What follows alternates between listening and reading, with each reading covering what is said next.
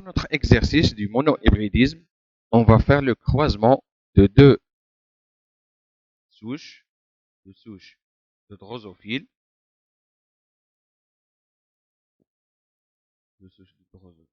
Si le croisement entre ces deux souches, il nous donne, pardon, on va changer de couleur pour stylé. Voilà. Donc on va voir, le croisement va nous donner 400 femelles, ces femelles avec des yeux rouges. Les femelles avec les yeux rouges. Puis, il va nous donner 194 mâles avec des yeux rouges.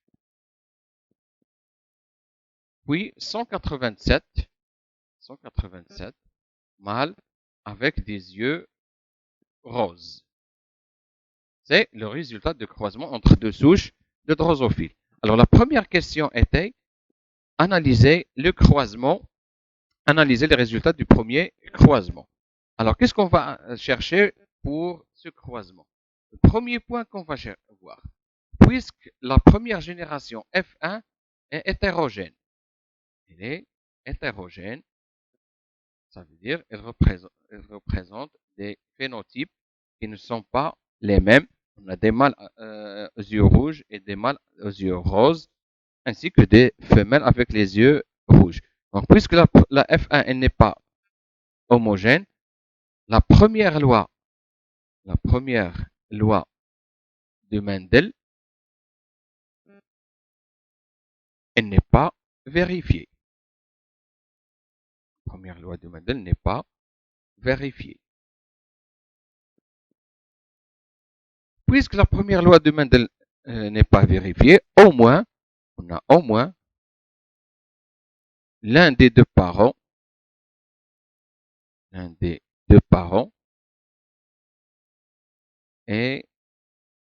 pas de race pure. Au moins l'un des deux parents n'est pas de race pure.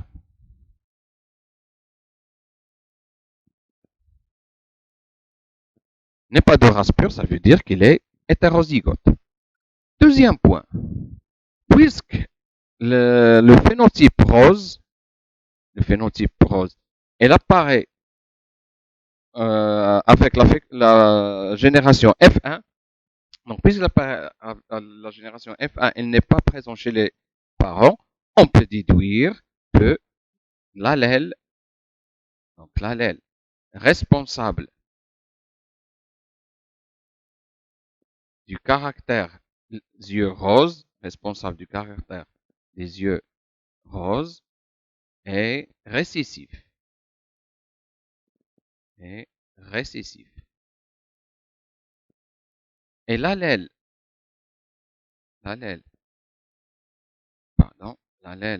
responsable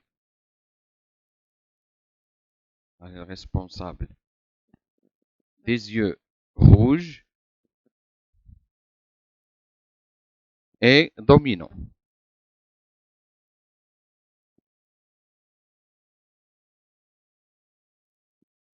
L'allèle responsable des yeux rouges est dominant. Alors, le troisième point qu'on va voir pour cette analyse.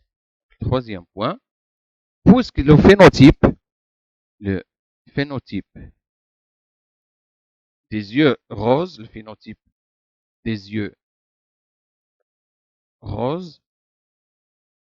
n'apparaît que chez les mâles de la première génération, chez les mâles de F1.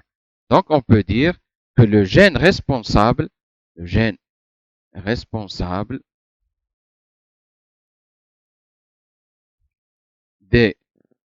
la couleur des yeux,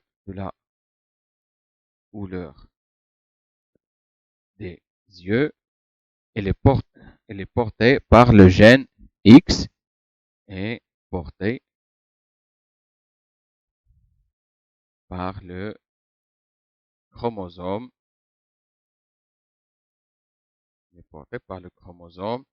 X. C'est-à-dire que c'est un gène lié au sexe. gènes liés au sexe. C'est pour l'analyse du premier, on donné l'interprétation chromosomique de ce croisement, des résultats de ce croisement. Alors, pour les parents, on dit que une femelle avec des yeux rouges, avec un mâle avec des yeux rouges. Pour le génotype, donc, puisque c'est un gène lié au sexe, pour la femelle, on aura X grand R avec X petit r. Puisqu'on a dit que au moins l'un des deux parents, elle n'est pas de race pure, donc c'est sûrement la femelle puisqu'il a deux chromosomes X. Pour le mâle, il porte un seul gène qui se manifeste au niveau de phénotype, donc X, R, Y. Pour les gamètes, alors pour les gamètes, la femelle va nous donner deux types de gamètes, X grand R et X petit r, ça veut dire le rose. Pour le mâle, lui aussi, il va nous donner deux types de gamètes, XR et le Y. Pour le tableau de croisement, donc on va voir le tableau de croisement de l'espace. Tableau de croisement. Alors, pour le tableau de croisement. Pour le tableau de croisement, là, on a les gamètes femelles. Et là, les gamètes mâles. Pour les gamètes femelles, on a deux types. On a le chromosome X qui porte le gène responsable des yeux rouges et le chromosome X, le deuxième chromosome X qui porte le gène responsable des yeux roses.